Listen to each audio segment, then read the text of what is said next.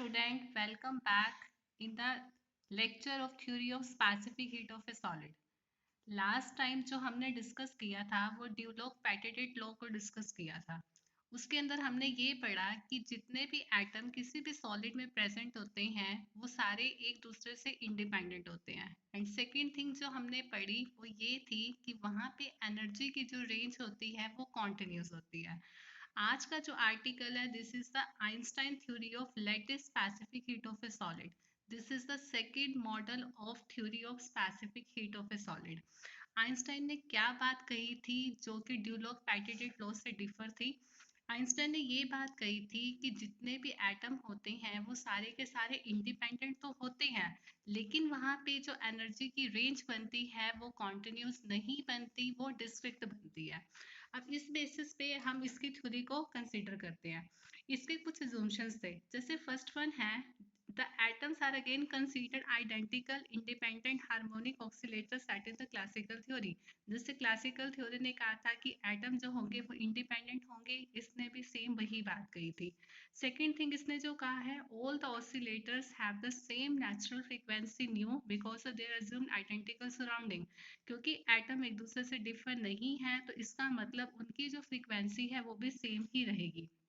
इसके अलावा a solid containing an atom, जैसे हमने कल कंसिडर किया था कि एटम जो है किसी सॉलिड के अंदर वो एन लेके चल रहे हैं और एक पर्टिकुलर एटम क्योंकि थ्री डायरेक्शन में मूव कर सकता है, सो दैट मीन जो एन एटम होंगे उनके लिए थ्री एन डायरेक्शन होंगी। थ्री एन डायरेक्शन को three N one dimensional harmonic oscillator भी बोलते हैं। Fourth one is energy spectrum of oscillator is not continuous but discrete. वो कॉन्टिन्यूस नहीं होगा, वो डिस्क्रीट या दैट मीन्स क्वांटाइज्ड होगा।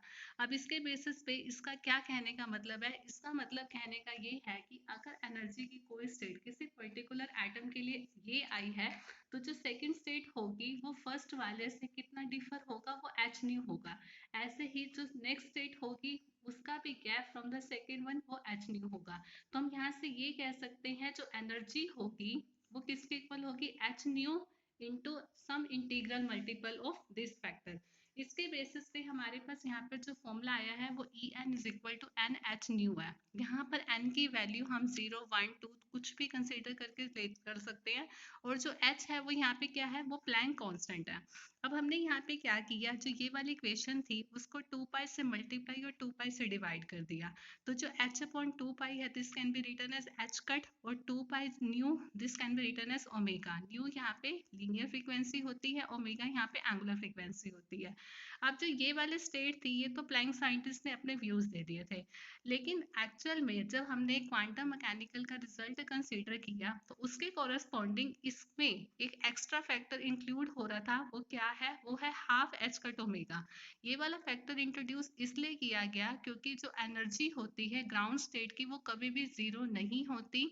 जीरो ना होने का मतलब ये है कि उसको हम कुछ और एनर्जी कहते हैं जिसको हम जीरो पॉइंट एनर्जी कंसीडर करते हैं। जीरो पॉइंट एनर्जी की वैल्यू ही हाफ एच कट ओमेगा होती है। इस कारण से जो ऊपर वाला रिलेशन था उसमें एक extra factor half H cut omega introduce किया गया। अब इसके बेसिस पे हम अपने आर्टिकल को आगे कंटिन्यू करते हैं। अब हम यहाँ पे सबसे पहले एक सिंगल एटम कंसीडर करके चल रहे हैं। सिंगल एटम के लिए हमारे पास एनर्जी की वैल्यू ये आ चुकी है। ये क्या है, ये पर्टिकुलर डायरेक्शन में है हमें, लेकिन ये बात पता है कि एक सिंगल एटम थ्री डायमेंशंस में मूव कर सकता है। इसका मतलब हम यहाँ पे या तो तीनों डायरेक्शंस को अलग कैलकुलेट करके उनको ऐड करें या फिर हम डायरेक्ट उनकी एवरेज एनर्जी कैलकुलेट कर सकते हैं। एवरेज एनर्जी का फॉर्मूला आपके पास यहाँ पर ये है। ये वाला फॉर्मूला वैसा ही है जैसे classical theory that means Debye जो हमारे पास ड्यूलॉक पैटेटेड मॉडल था उसमें हमने डिस्कस किया था। सिर्फ यहाँ पे फर्क कितना है, वहाँ पे इंटीग्रेशन था, यहाँ पे समेशन है। यहाँ पे समेशन हमने क्यों लिया, इंटीग्रेशन देखो हम हमेशा तब यूज करते हैं जब एनर्जी हम कॉन्टिन्यूटी में बात करते हैं। यहाँ पे क्योंकि एनर्जी कॉन्टिन्यूटी में नहीं है तभी हमने यहाँ पे इंटीग्रेशन की जगह समेशन का साइन यूज किया। यहाँ पे जो E है वो क्या है, वो एनर्जी है और एनर्जी की ये वाली वैल्यू हमने ऊपर कैलकुलेट की है n+1/2 h कट ओमेगा। इस वैल्यू को सिर्फ इस इक्वेशन में पुट करें। पुट करने के बाद हमारे पास जो आंसर बनेगा वो फाइनल रिजल्ट ये बन जाएगा। ई एन की जगह पे value n plus 1/2 h cut omega और ई रेस टू पावर भी ई था, उस ई की जगह पे हमने ये वाली वैल्यू को पुट किया। जैसे हमने डिनोमिनेटर में ये पुट किया वैल्यू, वैसे डिनोमिनेटर में पुट कर दी। अब पुट करने के बाद जो हमारे पास ये एच कट ओमेगा है, इसको हमने यहाँ पे समेशन से बाहर ले लिया। समेशन से बाहर लेने के बाद बाकी जो फैक्टर है ऊपर n plus 1/2 e raise to power minus n plus 1/2 h cut omega k B T, वो फैक्टर एज इट इज है। सिमिलरली डिनोमिनेटर वाला फैक्टर एज इट इज है। अब हम सिर्फ इसको सॉल्व कर रहे हैं। इसको सॉल्व करने के लिए हमने यहाँ पे कुछ पुटिंग की, जैसे x is equal to minus h cut omega k B T, mean जो e की पावर यहाँ पे जो मल्टीपल बन रहा है, इसको विद नेगेटिव साइन हम x पुट कर रहे हैं। तो आपके पास ये वाली इक्वेशन क्या बन जाएगी, E is equal to e, यहाँ पे क्या चल रहा है, average energy for the particular atom. H cut omega is equal to, यहाँ पे ये समेशन एज इट इज, ये वाला factor as it is, e raise to power अंदर वाले को हमने कुछ भी चेंज नहीं किया, तो n plus 1/2 as it is, और इस पूरे की जगह पे हमने x को पुट किया। सिमिलरली डिनोमिनेटर में भी यही वाला प्रोसेस हमने किया। अब यहाँ पे क्या है, जो समेशन चल रहा है वो n की वैल्यू 0 से स्टार्ट है। अगर आप यहाँ पे n को 0 पुट करते हैं तो क्या बन जाएगा, 1/2 e raise to power 0 plus 1/2, that means 1/2 into x.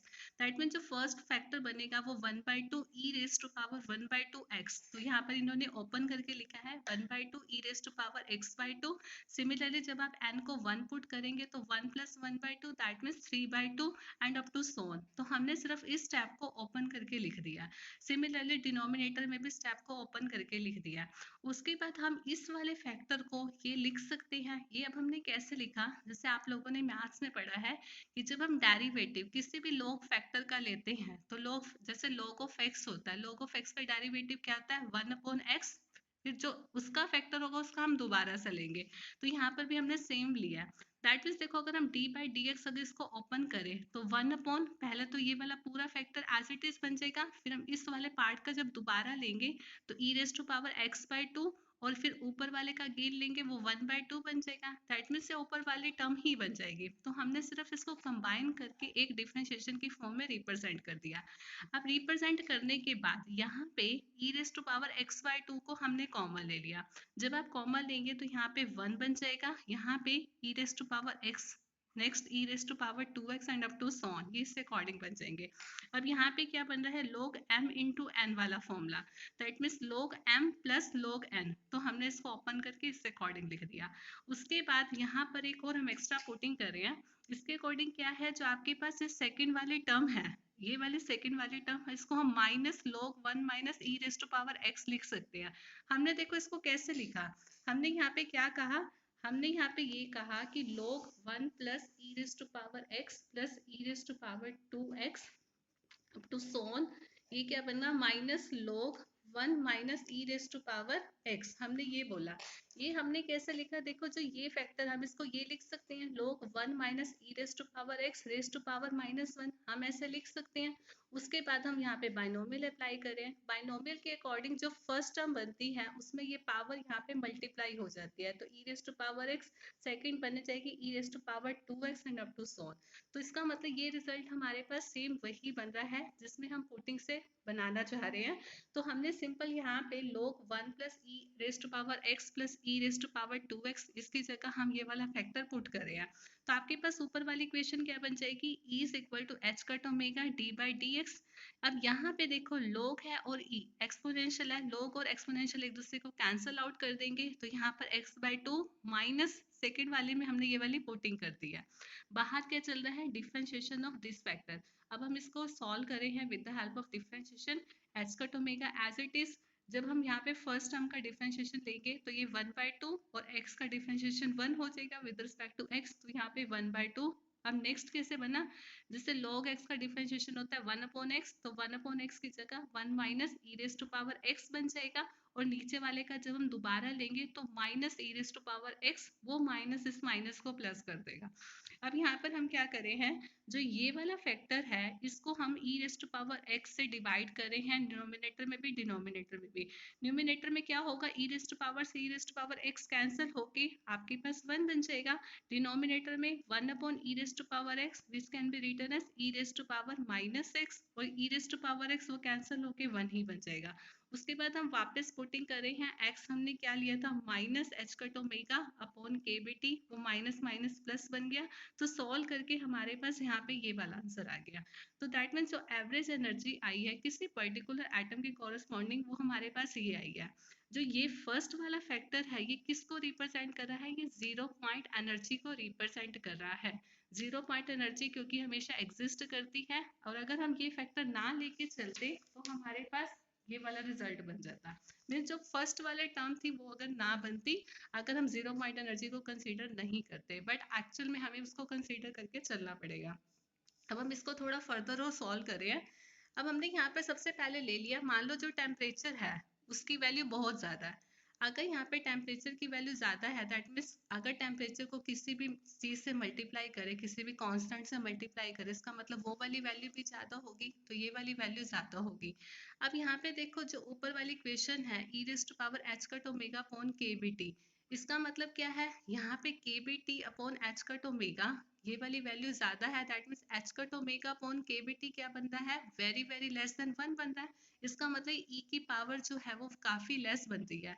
तो मैथ्स की बाइनोमियल थ्योरम को यूज करें हैं, e raise to power x जैसे आपके पास होता है, उसका फॉर्मूला होता है 1 plus x square upon 2 factorial plus x cube upon 3 factorial and up to so on. तो इसमें हमने यहाँ पे वो अप्लाई कर दिया, माइनस वन यहाँ पे ऑलरेडी चलता था तो minus one as it is है, ये वन और ये वन कैंसिल हो जाएंगे। यहाँ पे क्या है, हाइयर टर्म को हम निग्लेक्ट करें क्योंकि टेम्परेचर काफ़ी ज़्यादा है, टेम्परेचर काफ़ी ज़्यादा तो ये पूरा factor inversely proportional, that means ये काफ़ी कम हो जाएगा। तो आपके पास रिमेनिंग फैक्टर में H cut omega upon k B T सिर्फ ये रह जाएगा। अब अगर ये वाली वैल्यू आप वापस पुट करते हैं तो एनर्जी क्या बनेगी, e is equal to h cut omega, तो एज इट इज है, इस पूरे फैक्टर की जगह पे हमने h cut omega upon k B T, तो यहाँ पे एच कट ओमेगा अपॉन वाला के बी टी ऊपर चला जाएगा और एच कट ओमेगा कैंसिल होगी, तो आपके पास सिर्फ के बी टी आ जाएगा। अब ये वाला केस तो वो था जब हम टेम्परेचर बहुत ज़्यादा कंसीडर करके चल रहे थे, बट इसका रिवर्स केस भी पॉसिबल हो सकता है जब टेम्परेचर की वैल्यू काफ़ी कम हो। जब टेम्परेचर की वैल्यू काफ़ी कम है तो आपके पास ये वाला जो फैक्टर है वो क्या बन जाएगा, very very greater than one. जब ये very very greater than one होगा तो यहाँ पर हम इस वन को इसके कंपैरिजन निग्लेक्ट कर सकते हैं, तो हमारे पास जो फाइनल आंसर बन जाएगा एच कट ओमेगा इनटू में ये वाला फैक्टर, तो आपके पास ये आंसर बन जाएगा। अब ये कौन सा केस था, जब हम एटम की बात कर रहे हैं but in a particular direction. But अगर हम टोटल एनर्जी को कैलकुलेट करेंगे तो हम क्या करेंगे, इस एवरेज एनर्जी को 3n से मल्टीप्लाई कर देंगे, क्योंकि एक्चुअल में टोटल नंबर ऑफ एटम हम n कंसीडर करके चल रहे हैं और किसी पर्टिकुलर एटम के लिए 3 डायरेक्शन है, तभी यहाँ पे 3 से मल्टीप्लाई किया। अब यहाँ पे जो E है वो हमने अभी पीछे कैलकुलेट किया था, ये वाला सिर्फ इस इक्वेशन को पुट कर रहे हैं। पुट करने के बाद हमारे पास एनर्जी के लिए ये रिजल्ट बन गया।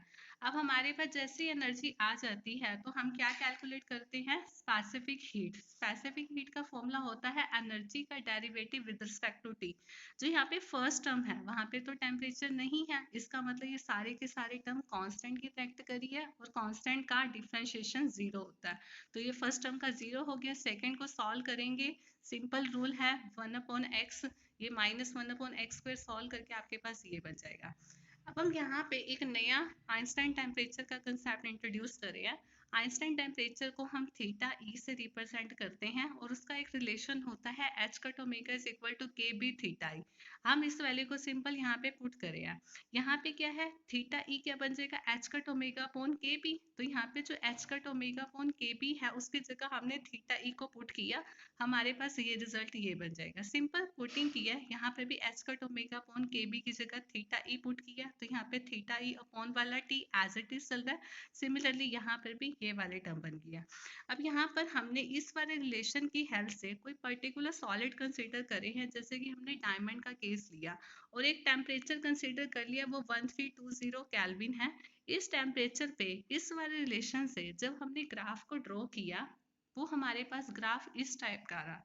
ये वाला ग्राफ सेम वैसा ही बन रहा है जैसे हमने कल डिस्कस किया था। कल हमने ये कहा था जो सीवी होती है that means specific heat at constant volume होती है, वो 0 से स्टार्ट वैल्यू होगी और मैक्सिमम वो कहाँ तक जाएगी, वो 3R तक जाएगी। इसका मतलब है ये वाला रिजल्ट वैसा ही सेटिस्फाइड हो रहा है जैसे ड्यूलॉग पैटेटेड मॉडल में सेटिस्फाइड हो रहा था। अब हम इसके कुछ और केसेस को डिस्कस करते हैं। जैसे फर्स्ट वन केस है कि अगर टेम्परेचर की वैल्यू हाई हो जाए तो क्या होगा। अगर टेम्परेचर की वैल्यू हाई है दैट मीन्स टी की वैल्यू किससे, आइंस्टाइन टेम्परेचर से बहुत ज़्यादा है, तो इस वैल्यू को पुट करेंगे तो e raise to power theta E upon t क्या बन जाएगा, 1 + x वाले फॉर्मूले से। E raise to power x होता है 1 + अगर हम टेम्परेचर की वैल्यू को ज़्यादा लेके चलते हैं दैट मीन्स टी की वैल्यू आइंस्टाइन टेम्परेचर से ज़्यादा है, तो यहाँ पे e raise to power theta E upon t means ये पूरा फैक्टर है, ये वैल्यू काफ़ी कम होगी। इसी कारण से e raise to power x की तरह इसको 1 + x भी हम लिख सकते हैं। ये लिखने के बाद अगर हम e raise to power theta E upon t -1 का होल स्क्वायर कैलकुलेट करें तो यहाँ पर क्या होगा, इस फैक्टर की जगह ऊपर वाली वैल्यू को पुट किया, साथ में यहाँ पे -1 है, 1 से 1 कैंसल आउट, तो रिमेनिंग में सिर्फ थीटा ई अपॉन टी होगा। बाकी हाइयर टर्म को हम निगलेक्ट करके चल रहे हैं क्योंकि उनकी वैल्यूज फर्दर स्मॉल हो जाएंगी। इसके बाद हम क्या कर रहे हैं, इस वाली वैल्यू को जो हमारे पास सीवी का रिलेशन था उसमें पुट कर रहे हैं। यहाँ पे क्या है 3n वो यहाँ पर एज इट इज, फिर थीटा ई अपॉन टी का स्क्वायर वो भी as it is, e raise to power theta E upon T, इसकी जगह ये वाली वैल्यू 1 + थीटा ई अपॉन टी पुट कर दिया, और अपॉन में जो ये वाला फैक्टर है that means theta E upon T का होल स्क्वायर बन जाएगा। यहाँ पे ये वाला फैक्टर कैंसिल, तो 3n साथ में 1 + थीटा ई अपॉन टी ये वाली वैल्यू बन गई। अब यहाँ पे टेम्परेचर की वैल्यू काफ़ी लार्ज है, टेम्परेचर काफ़ी large that means approximate infinity, तो ये वाली वैल्यू अप्रोक्स करेगी ज़ीरो को, तो हमारे पास सिर्फ रिजल्ट में 3n इंटू के बी आर के इक्वल होता है। सिमिलरली हमने लेस देन के लिए इस फैक्टर को कैलकुलेट किया, लेस देन को कैलकुलेट करने के बाद हमारे पास डायरेक्ट ये वाला रिलेशन बन जाएगा। अब यहाँ पे इस वाले केस के भी कुछ फेलियर है, वो फेलियर क्या है, जैसे सबसे फर्स्ट वन है यहाँ पे जो आइंस्टाइन टेम्परेचर था वो सभी टेम्परेचर की वैल्यू को डिस्क्राइब नहीं कर रहा था। लाइक फॉर एग्जांपल अगर यहाँ पे आइंस्टाइन टेम्परेचर की वैल्यू यहाँ पे 0.2 अपॉन इंटू थीटा इससे कम बन जाती है तो हमारे पास ये वाला रिजल्ट सेटिस्फाइड नहीं हो रहा था। इस केस में एक्सपेरिमेंटली रिजल्ट कुछ और बन रहा था और कैलकुलेटेड रिजल्ट कुछ हो रहा है। लाइक फॉर एग्जाम्पल सिल्वर के केस में बन रहा था ये रिजल्ट 28 टाइम्स कम बन रहा था, तो इसके ये ड्रॉबैक थी। ऐसे सेकंड ड्रॉबैक क्या है, यहाँ पे सेकंड ड्रॉबैक में जो हमने फ्रीक्वेंसी को सेम कंसीडर किया था वो वाला रिजल्ट भी सभी फ्रीक्वेंसी के लिए ये सभी सॉलिड स्टेट के लिए सेटिस्फाइड नहीं हो रहा था, तो यहाँ पे ये इसके कुछ फेलियर्स हैं। इन फेलियर के कारण हमारे पास न्यू मॉडल आया। That's it, thank you.